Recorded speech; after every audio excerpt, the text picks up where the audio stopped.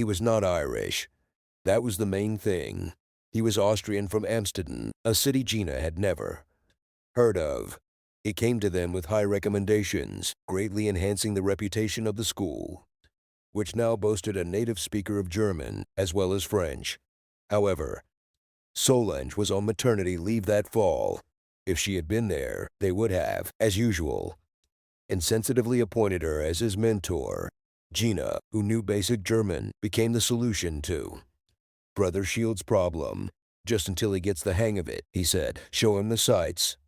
Go to a club, you know it yourself. There is no better woman. He sat down at his table. A lustful and sensual monk from some picture about the wages of sin. 20 years as director were etched into his skin like smallpox pits. However, he looked like an imposter in civilian clothes, slightly despicable. At least his casket always made him stand out among men. What's his name? Maximilian Worth, he proclaimed, a born actor. I never liked the sound of the German language. I haven't spoken it in years. Yes, it's like a bicycle. He handed her a piece of paper with the details. We'll come back to you. She took the initiative and called him in the evening. His American accented English was perfect. He praised her pronunciation of the constrained Gris God, saying that she spoke very well. Well, you kinda say so, but her telephone voice was unpleasant to her. On the third ring, as Mike called it, he always had a sense of humor. She agreed to meet him in the school hall at 10 in the morning the next day. He said he was looking forward to it. There is no better woman. She hung up and said, Damn you, Shield. Whom? Mike came in from the dining room and left his tray at the sink. Oh, it's just work. They expect you to give up everything. What happened? Are you okay? Just a little dizzy. He sighed, holding the back of his chair. Sit down. You should have called me. Honey, don't mind me. Maybe I'll go to bed early. Of course. Be careful going up the stairs. They don't deserve you, and neither do I. His hand was cold on her cheek as he walked past her, towards the front door. The next morning he was waiting for her in the secretary's office. Maximiel. Max, please.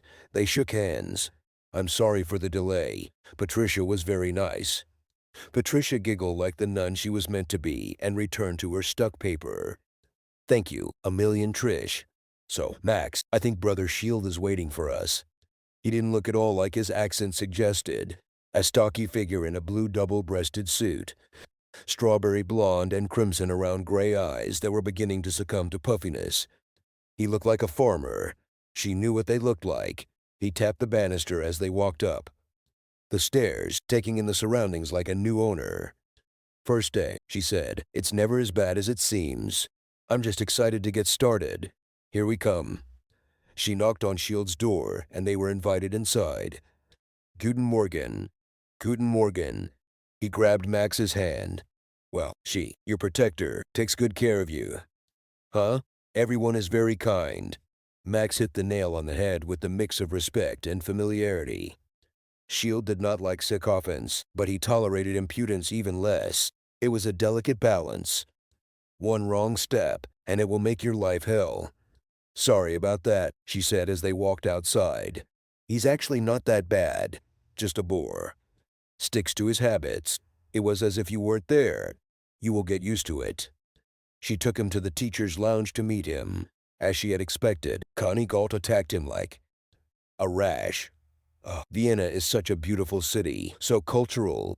She was looking for an opportunity to cheat. On pad again, bored to death. Max was attentive to her, if a little embarrassed, but he managed his discomfort like a true professional. Gina watched him from a professional standpoint before she intervened and pulled him over. I think you've already met everyone. She lowered her voice. I'm dying for a cigarette. I thought it wasn't allowed, he said. My office. He relaxed as soon as they entered the hallway. Is Gina Italian? Hardly. This is from Regina. I was born right after the Marian year. My mother had to be original. Now he knows how old you are. Great. I remember this. He smiled. Many Marys. It was driving the nuns at school crazy. Trying to tell them all apart. Here we come." She apologized for the perceived confusion and directed him away from her desk to the private study chairs in the corner. "Just open the window behind you. Here, take one of mine. Rothman's." He read from his cigarette. "Are these Irish? English bad start." "Yeah, homo. We have one at home, too." She caught his eye on her rings and appreciated his hands. Thick, rough fingers, more like the fingers of a worker than a teacher. He didn't have his rings. "Are you the school psychologist, Gina?" "Yes, I am." "Yes. Career guidance.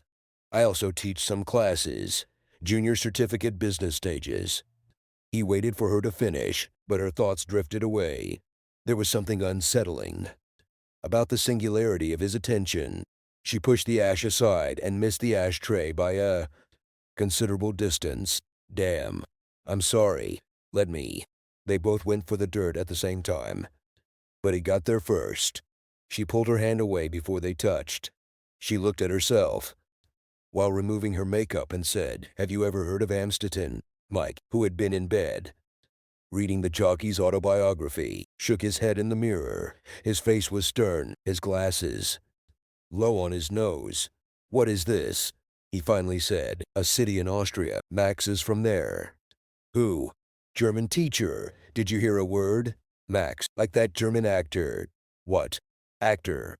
"Shell Snell." "I don't know. That Austrian." She climbed in next to him and lay down on her side. From this angle, he looked so fragile. "I could have lost you," she thought. Her stomach clenched as she touched his chest under the blanket. "We're so lucky. Remission, such a beautiful word." "Hello," he said. "Hello. Good book."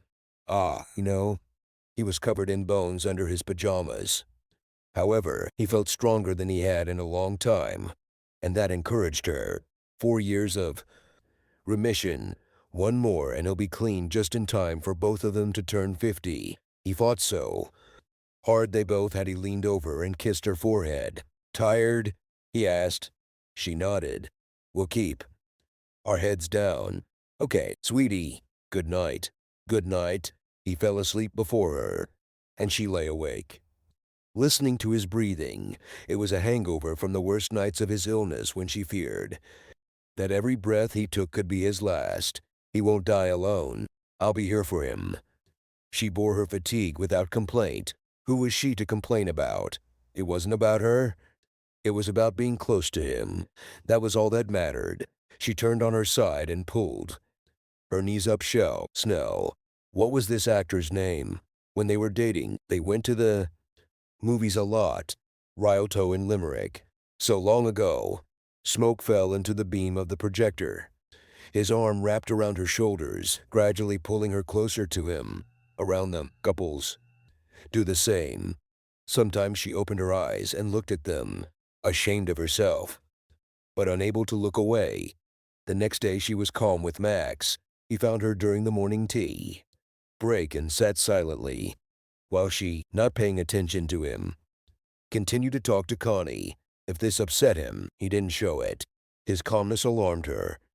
She carried the feeling of anxiety with her into her second year of business studies. She gave them a test and sat on the windowsill of the classroom, looking out at the prefab houses and the elementary schoolyard beyond. Bull Dostiford was in the next room in his English honors class. She could hear his smug monotone, the occasional lewd laughter from his followers in response to one of his illusions. Every poem he discussed, he returned to the pleasures of the flesh. This was his favorite topic. Her breath fogged up the glass. She wiped it down and watched two dogs, an Afghan hound and a shepherd, mating in the schoolyard. A moment later, the brother came out, ringing the bell to disperse them. Brother Crown. When he came back, he was absent. Another nervous breakdown explained away as sick leave. Problems with spiritual calling. This explained a lot. One-sided minds. This was the basis of all male reasoning. But it was meaningless without the kind of love she happily found. Sex always ended at some point. But love remained, because even before he got sick, it was, "Boyle, are you eating something?" "Miss, no miss." His mouth was black with licorice. malignant acne, even on the scalp. To Brother Shield's office. Now. Miss, now. Her loud voice was like a gunshot. She was more worried than they were. Connie beat her to it and organized the party for Max. Traditional music session at Gene Kelly's bar. She couldn't refuse. Mike agreed to go with her, and she knew he would get tired quickly. This would give her a reason to leave earlier. Max smoked King Edward cigars and drank whiskey. It looked like he might have had a lot to drink. He spent most of the evening in the smoking area, talking or listening to Connie, who was without pad. The neckline of her dress didn't suit her. Except he had a fetish for melanoma. Whatever she does, a woman of 45 flirting like a 16-year-old. She took Mike's hand under the table. Cold. He's always had poor circulation. "What do you think about music?" she asked. "This is a Dee Dee Delaney nightmare. It is endless. My head is splitting with headache. Remember Kale at the motorway? I remember carrying you home. After a few of them, you have selective memory." He couldn't think of an answer. Finally, he said, "This is my round, right? I will go." The order was large and complex. Max accompanied her to the bar despite her objections. "Honestly, I'm fine. I can handle it. Please." She complied, impressed by his persistence despite himself. She couldn't tolerate the man's lack of will. "The music is interesting," he said. "That's one way to describe it. Don't you like it?" "No, I like it. It's just a little monotonous. That's all. But there's so much variety." Tension arose between them, becoming increasingly awkward as the drinks piled up on their trays. He was constantly on the verge of saying something, but never continued, not out of shyness, but out of a sense of prudence, which she had last seen in men of a long-gone generation. "He's not Irish. Are you married?" It came out before she even realized what she was saying.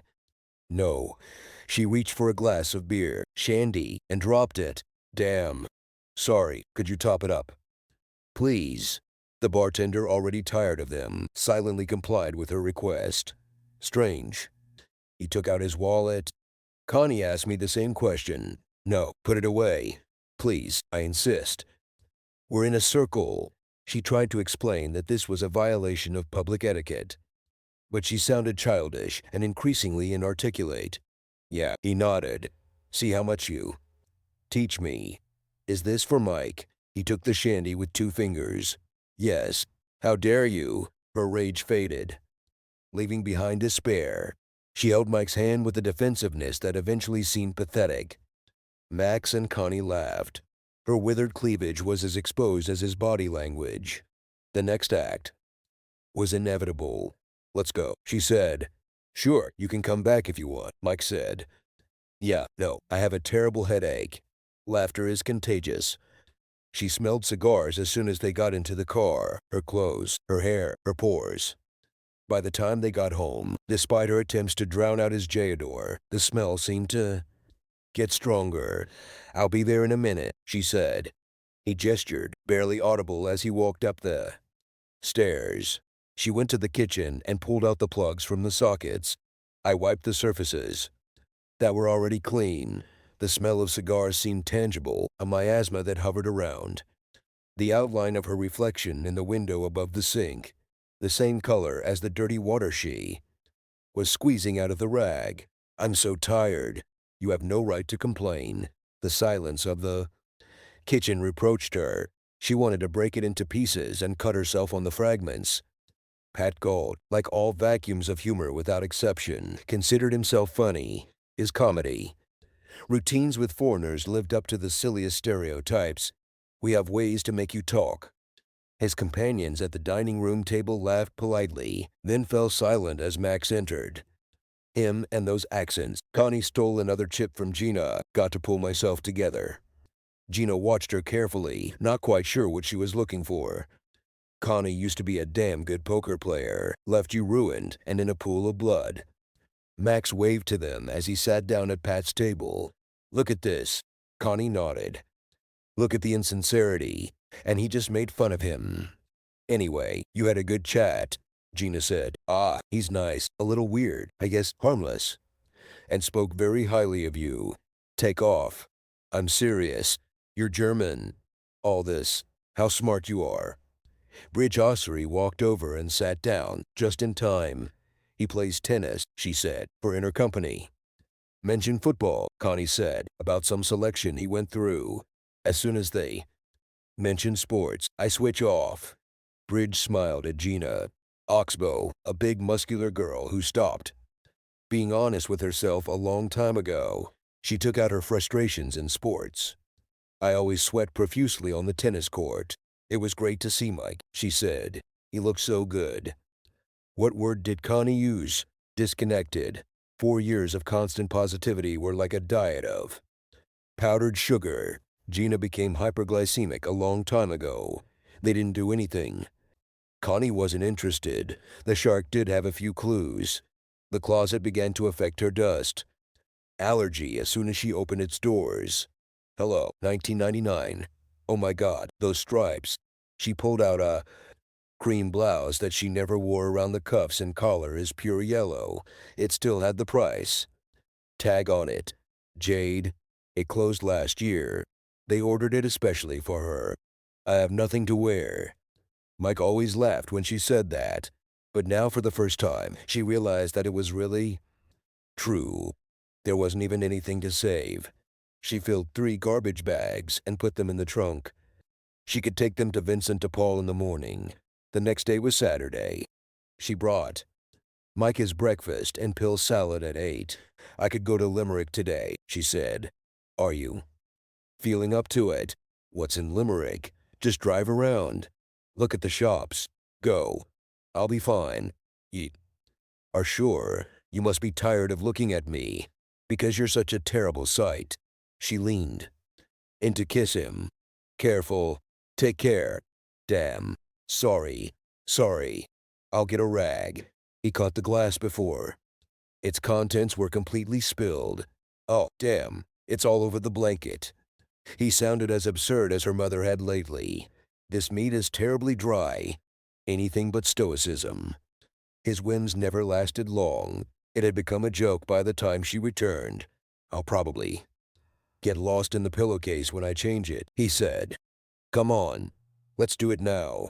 Go ahead. You should probably get ready. I was going to take a shower. He was already up and dressed when she was ready to leave. There were horse races on TV. Are you okay for? He said. I have a card. Oh. He drew the Pentecostal. Get something to eat. Fuck you.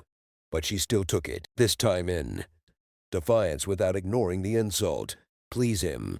The oncologist told her. Help him retain some dignity. Stick to the old agreements, the old routines as much as possible. Pocket money for a good girl.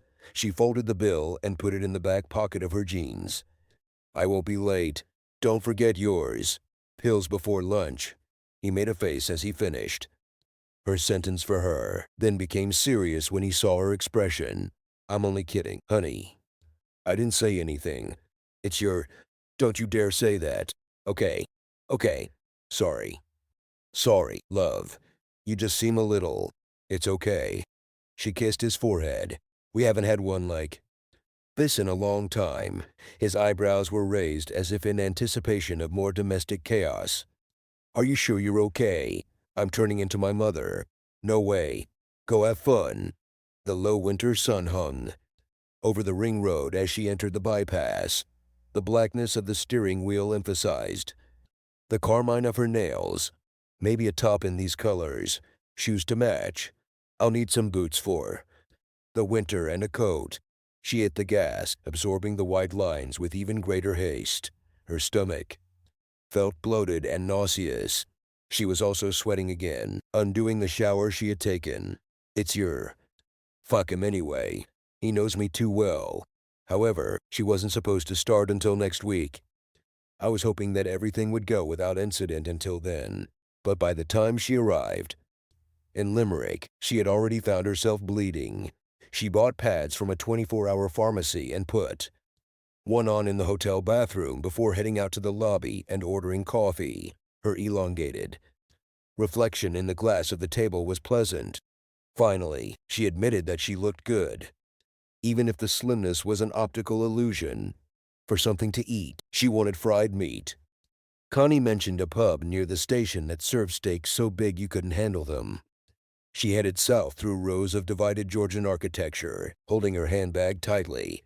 Other bags prevented her from moving, especially the one containing boots, 150 pounds. But they were discounted from 200. What could she do but buy them? Plus, they matched the dress she'd found. A red wool turtleneck with black edges and sides. Modest enough for work, but it emphasized her figure. She slipped through narrower streets where internet cafes and Asian shops contrasted with grim and unfriendly locals. Maybe a glass of wine with her meal if she ever finds this place. Red wine with red meat. It made sense. Mystic. At first she thought it was a Russian script. Toys Video magazines. The door was closed, but there was a doorbell. The barred window was dimly lit, and an indifferent plastic rosary hung on one of its squares. She looked around the street before pressing the bell. The door clicked open, and she stepped inside. There were 2 customers inside, both men, who ran away when she entered. The salesman, a bald man who seemed to have been rubbed to his wonderful shine by chicken key of oil, if the smell of the place was anything to go by, looked at her as if she were a ghost emerging from the cover of one of his videos. Obviously, they are not used to real women here. Sections were distributed according to preferences. There was also a used section, which she approached with caution. There was a sign on the wall announcing a 50% discount on your next purchase if accompanied by an exchange. It was a good job. Did men really pay such prices for this? £50 for one video. Of course they are fools. They would pay any price. The bell rang and the man walked in, then walked out when he saw her. She grabbed the video without looking and took it to the counter. The salesman seemed happy to see her back. She was bad for business. Do you have a refund? No. 50. Do you need a package? No, thanks. She took Mike's note from her back pocket and handed it to him. She played the video after Mike had gone to bed, recklessly drinking a second bottle of wine and echoes of the gin she had chosen for lunch. Unlimited, they called him. It was a compilation of scenes from the early 90s. She could tell by her clothes. One girl wore a suit similar to the one she had then. However, the impulses that emerged were eternal. They never went out of style. She looked in amazement. The women were beautiful, senseless, but she had never seen a more disgusting and less charming collection of men. For some reason, they all left their shirts tied in a knot at the midriff. When she turned it off, she felt more sadness than pain or horror. Getting upset was just a waste of passion, and the offense in fact was trivial. To erase this, a sincere and adult act of love is enough. She looked at the ceiling and thought, my husband, looking through memories like old Polaroids, weekends in Ilkley and Kilkenny, a trip to Amsterdam for their 10th anniversary, those hungover weekend mornings in a child-free house. Husband, one word before was enough to make her wet. To know him in a way that no other woman had known was a pleasure that went far beyond mere physical sensation. When they had sex, they couldn't be anything other than honest with each other. She never had to pretend. She swirled the sediment of the wine, listening to his steps. Upstairs, she wasn't perfect. Fatigue became a fetish that had to be appeased with 8 hours of sleep and lying down on weekends. He started wearing sweatpants to bed. His body language became defensive in his sleep. His back was to her, and his knees were drawn up, as if he was hiding something shameful. She didn't care. She knew from him that he wasn't having a hard time, and she wasn't bothered by the relief she felt before falling back to sleep. Upstairs, the base of the bed creaked as he sat back down on it. Lately, he has been restless and prone to nightmares, his oncologist told her. It's not uncommon for this to happen, sometimes even years later. Post-traumatic stress.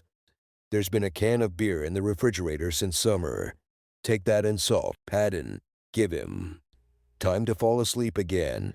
Maybe I'll sleep in the closet so I don't disturb him. He needs sleep. He needs sleep. Returning to the living room, she turned the video back on. On Monday, she wore a dress and boots to work. Middle-age crisis. I'm just kidding. God, this is great. Connie had been arguing with her all day. She had her hair done. Perhaps she felt relegated to the background. You don't want to know how much, Gina said. I couldn't find that pub you were talking about. Either. Mike went with you. No, I went alone. Oh, you did it now. We should do this again sometime. Take a day and go shopping. Go further. We have to. Max walked in and he did straight to his mailbox. A handwritten letter from Austria was waiting for him. She had noticed this earlier when she was checking her own. Woman's hand. Thick, elegant characters. He stuffed it into his inner pocket without blinking. He came and sat down in front of them. Good morning. Good weekend. You have beautiful hair. He looked at Gina even as he said it. Thank you. Connie swelled up like a frog's neck. Pat didn't even notice until I told him. She spent the morning in her office taking calls about a job fair she had planned for next spring. It got to the point where she wanted to turn off her phone, but Mike's illness made her superstitious about it. He called her after 12 to chat. How do you feel? He said. This month is so hard for me. It's like everything inside is falling out of me. Have you accepted your Ponston? Yes, doctor. Are you busy? I'll let you go. No, dear. I'm still free for a few minutes. The conversation dragged on, becoming more and more thoughtless. None of them had anything to say. She looked at her journal, comparing her handwriting with the one in Max's letter. Whoever she was left-handed. One left-hander recognizes another. If you go out today, could you pay for the ASB? She said. I don't know if I'll go out today. I don't feel very stable. He will never return to work. I need to go. Someone is at the door. She said. Okay, I understand. But she had already hung up. Come in. Gina, excuse me. Do you have a minute? Max? Of course. Of course. Come in. Come in. His chair groaned as he sat down in front of her desk. If you're busy, he said, trust me. She waved her hand at the piles on her desk. This is mainly for beauty. He laughed, watching the skin of her calves as she leaned back and crossed her legs. His hands were restless, clenching and unclenching. I must apologize, he said. For what? For what? Come on. For that evening, I didn't mean to offend you or Mike. Connie explained to me about his. I didn't know. I'm sorry. Sometimes when I drink. Oh, look, we've all been there. You couldn't know. I should have told you. My father, he had it in his intestines. Oh, God, I'm so sorry. Many years ago, he smiled, looking at the table. I was young when it's terrible when a child has to go through this. Max, look, everything is fine. However, I was also rude to you when I don't. I asked if you were married. I thought you got offended. Are you offended? Sorry. It means irritated. Does this have another meaning? Oh, you mean in the American sense? Yes, that means something completely different. He blushed, her stomach growled from the boiling acid. His discomfort was charming. But her sympathy was not without its share of sadism. Sometimes it was nice to see them squirm. Well, now you know, she said. Really? He quickly regained his calm just as quickly as he had lost it. You should let me buy you lunch today to make amends. Oh, well, I brought a sandwich. Actually, no. Yes, you are right. Good, good. They shook hands. His was dry, rough, like a mason's. She handed him her right one, enjoying the novelty. They left school early, too. Avoid the rush and have a chance to grab a table upstairs at Tanner's away from their colleagues, who usually occupied the corner downstairs. She wanted privacy and felt that he did, too. Her Guinness stew tastes like soap, but she was so hungry she ate it anyway. He had turkey and ham, which didn't look any better. She watched him eat, trying to do it unnoticed. He liked his food. Halfway through dinner, he was talking about desserts. The letter was from his daughter. He talked about her and his ex-wife while they ate. She's taking Mathura next year. I hope to be there for her graduation. Her mother thinks it's a bad idea. She and I have been divorced for 2 years now. I'm sorry. You're welcome. It was the best decision under the circumstances. You're the first person here I've told about this, although I think Connie has an idea. Not much gets past her. He cut the meat with special intention, as if he were fighting ghosts. She drank some water before her tongue was completely dry, damaged goods, harmful. The perspective gave him the depth of a veteran, the sense of a man hardened by experience, both physically and emotionally. The polite thing to do would have been to change the subject. But she was prepared for ignorance. "What is her name?" she said. "Your ex's name. Maria. She teaches music. She scolded my deaf ear. Hardly a reason for division. The soul was probably more important to her, more than the person it was in. And yet she calls herself an atheist." He laughed and wiped his mouth. "Bad joke. A whole lifetime of them. Did you teach at the same school? Because I know it could be." "She taught at a high school. Jesuits. Do you understand? I was at a technical school. I hate that old snobbery. One of the reasons I left to get away from it all. Ireland, really. You know, I'm sure you read Heinrich Bill when you were a teenager. There was also Ryan's daughter. How well you know me already. Gina?" She didn't blush.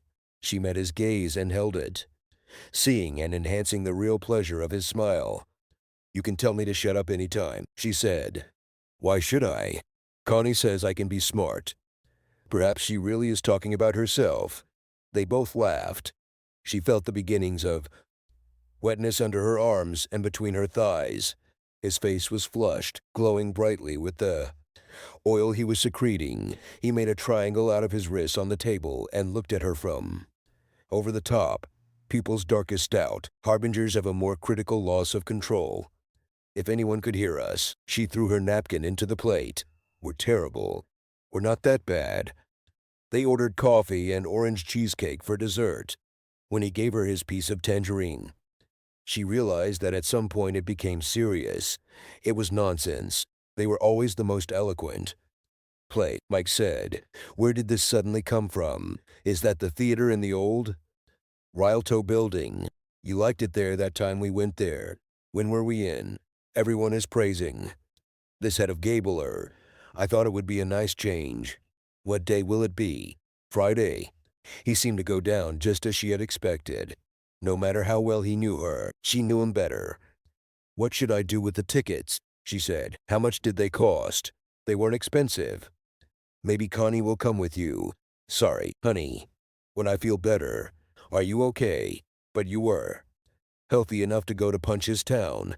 She was pleased with the outcome, so she pushed her anger aside. She watched Max from the balcony above the lobby when he arrived the next morning. What if he says no? All these lies will definitely be revealed. Doesn't lying have its charm? She pretended to bump into him at her office door and invited him inside. "Are you busy on Friday night?" she said. "We have an extra theater ticket. Mike would like to really get to know you." Friday? He didn't seem very confident. She felt like she was back at a school.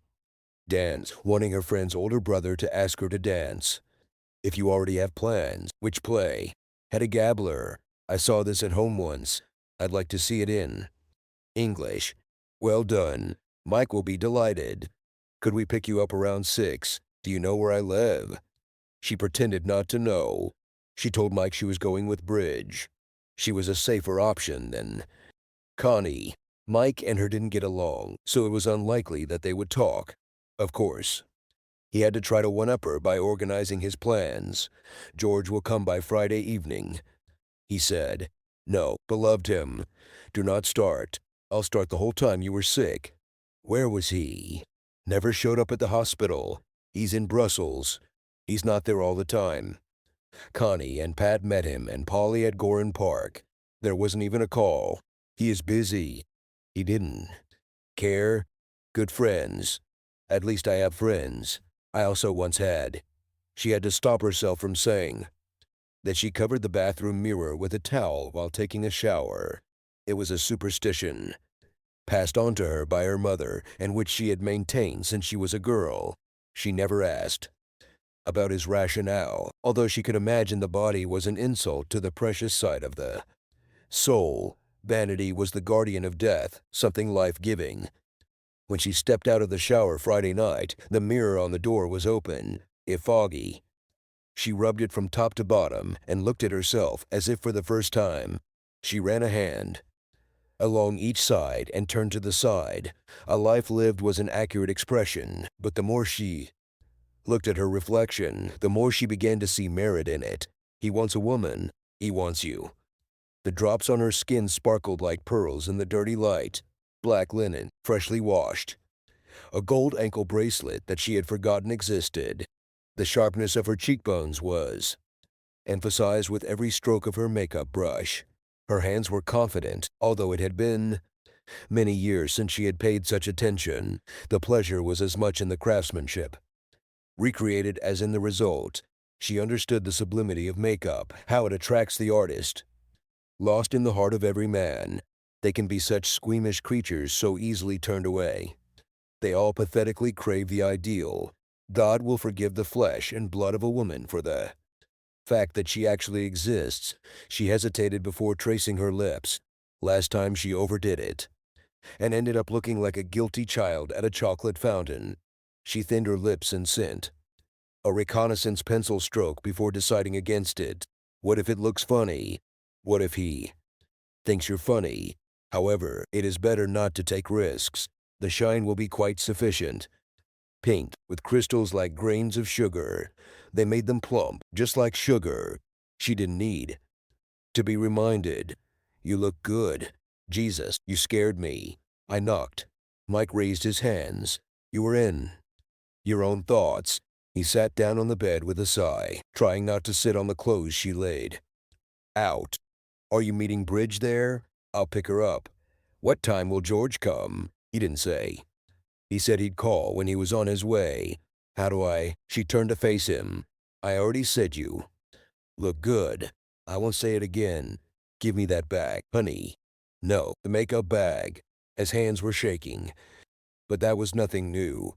However, its frequency was strange. He knows? No. How could he? Don't be so paranoid. I saw this play, he said. She sounds like a real bitch.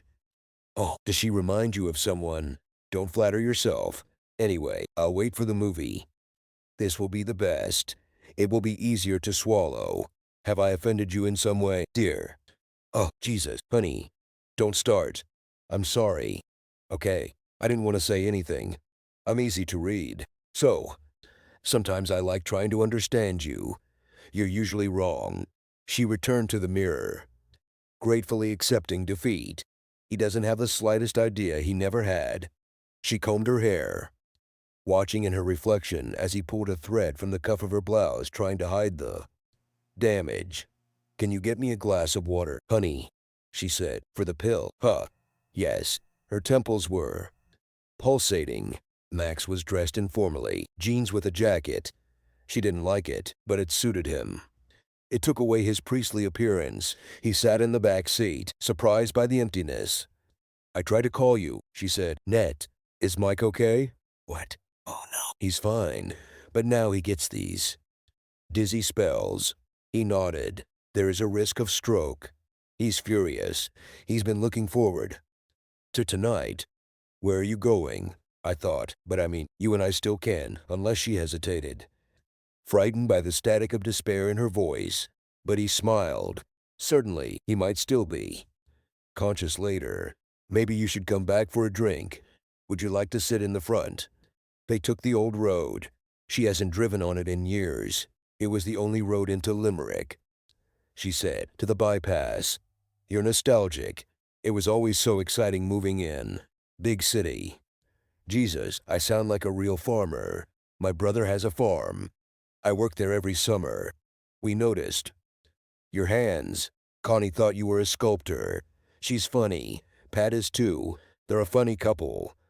Funny doesn't cover it. She turned down the heat as they passed Bird Hill, preferring the smell of it in the cold. Sometimes she glanced at his lap, not quite sure of his degree of collusion. Is he buying this comedy because he wants to? No, I think he really believes me. Connie said he has no sides. The condensation along the edges of the windshield was like a carved frame around the darkness behind their headlights. There's a dangerous place ahead here. Do you see how little time you have before you see the turn? She slowed down, dimming her headlights as they approached a T intersection. The crenelated walls in front of them were painted yellow and black. People were driving right into it. You're a good driver. Thanks, Max. But come on. I'm serious. Nobody told you this. No, they didn't. The darkness receded as they approached Anacostia and the outskirts of the city. Here is the university, she said. Did you study? There?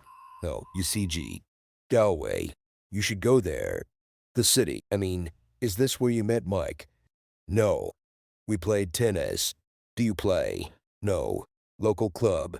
We brought it in as a bargaining chip. Intercompany. And then there were a lot of parties. A lot of parties. I can imagine. I don't want to think about how long ago it was. You always say things like that. Like what? It's like your life is over. We were different people then. We didn't know anything. It's like you're remembering a deceased friend. He lit 2 cigarettes and handed one to her. She smoked. On the side so as not to spoil the shine. Regret only poison, he said. I already know that. There's a lot that I never mind. And you always do it. What? Just say what you were going to say. It's okay. I'm hardly in a position to judge anyone. He fell silent, looking away at the suburbs, disappearing behind his side mirror. She wiped her hands on her coat as they waited for the green light. You offended him, you fool. Could you be a blunter instrument? However, when he turned to look at her, he was smiling, barely noticeable. But that was enough. The theater bar was almost empty. The scattered art students and English teachers are drama buffs, unfaithful writers. Dogs trained to drool at the sound of brass weekend cultural apps. What will you drink? Max said. Can I have Jameson? Just with water?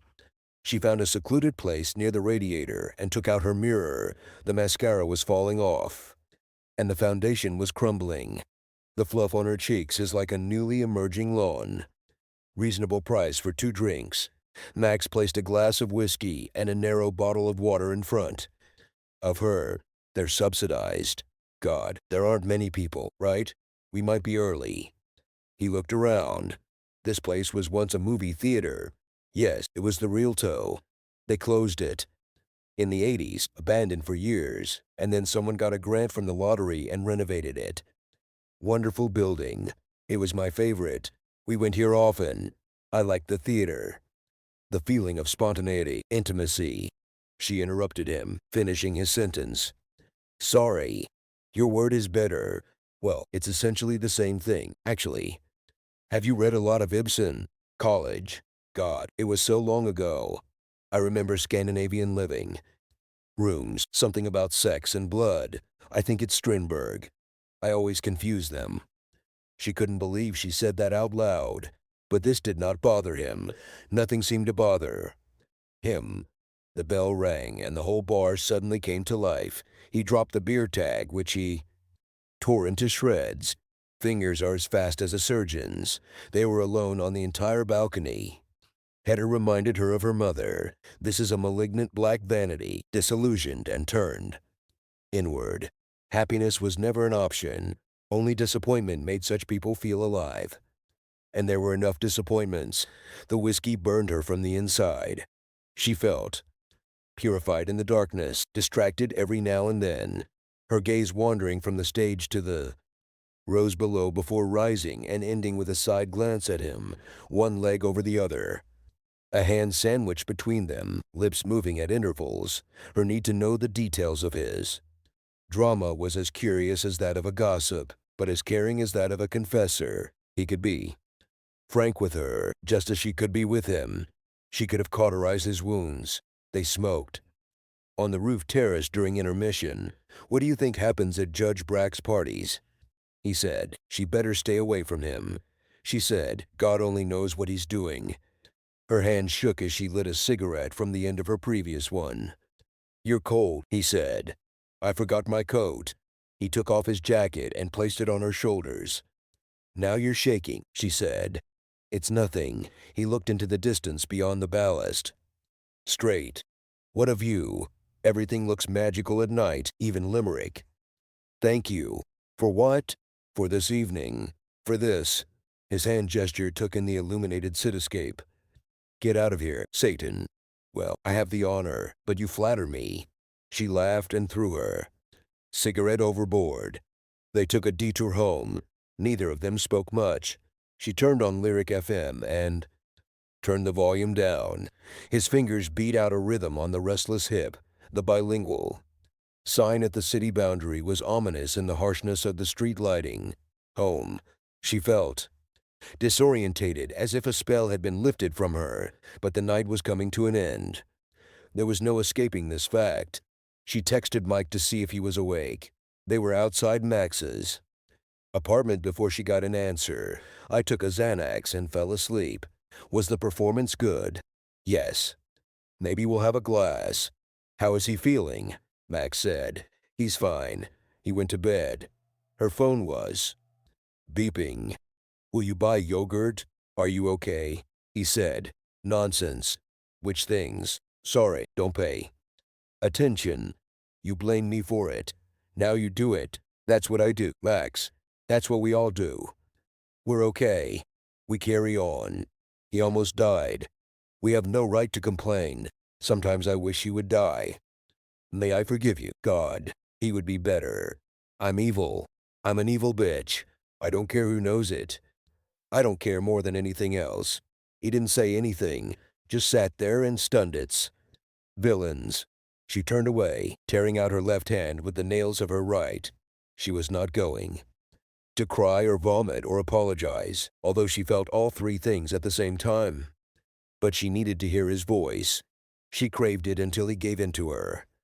I hate it, he said. I hate what he did to you. I hate that you once loved him. Maybe you still love him, that it was him, not me. Gina, look at me. No, Gina. He touched her cheek from behind. Not. He froze again, his breathing synchronized with hers. If it were you, she said, then it would be you who might hate now. It wasn't just cancer. Our life together was like cancer. Maybe if we could have. No, I should have listened. I should never have married him. But you came out. And then one day, many years later, you realized that all this time you have been deceiving yourself, that you were never really in love, and that you will soon die alone, like this false object, continuing mechanical movements, as always and did, never knowing what it was like. You know what I'm talking about, don't you? She turned to look at him and found him hidden in the shadows. He was only a voice. You know me? He said. I knew it from the first time we met. Yes, your despair. She closed her eyes. You hurt each other, didn't you? I didn't know I could be like this. I thought I was a good person. Marriage taught me differently. I don't want you to be good. Her voice was weak. She opened her eyes just in time to see his face emerge from the darkness. The third step of the staircase creaked like the beams of a ship. She cursed under her breath as it broke the silence of the house. She usually remembered to get around her, going straight from second to fourth. Please don't let him be at the top. She peered over the railing when she was almost at the top, checking for light beyond the bedroom. Nothing. That didn't mean he wasn't awake. Sometimes he would just lie there, looking up at the bedroom ceiling with his night-blind eyes. Just as she reached the door of the small room, she heard him call her name. Damn it. She dropped her shoes and turned on the hallway light before opening the bedroom door a crack. Did I wake you? Sorry, she said. Oh, I fell asleep, and then I woke up and couldn't go back to sleep. Are you going to the small room? I thought you were sleeping. I didn't want to disturb you. What time is it now? After 2. I returned to the bridge. Did she make a move on you? Stop it, Mike. Sorry. I'm tired, dear. Since I'm already awake, you might as well lie here. She had no choice. She entered the bedroom, trying to hide her equestrian gait. He turned on the table lamp and sat down. Where did you go for a drink? He said. Oh, Tanner's. Where else? She kissed his forehead. I noticed the twitching of his nostrils. He doesn't know anything. He knows absolutely nothing. You must have been drinking a little. I couldn't. I was driving the car. Oh, Bridge was drunk. So what? She drank a little. He leaned on one elbow, watching her reflection as she washed off her makeup. "What are you looking at?" she said. "I love watching you do it. You're like an artist." Artist. Xanax still works, right? I'm serious. It wasn't easy for you. Was it love? I'm sorry. For what? For everything. For all of this. It's not your fault. You got sick. I know, but I don't tell you that often enough. Saying what? How blessed I am to have you. Subscribe to our channel so that you're second. Chaff doesn't cheat on you, and go ahead and listen to the next story, because this story is nothing compared to the next one. If you're under 18, don't even think about listening to the next one.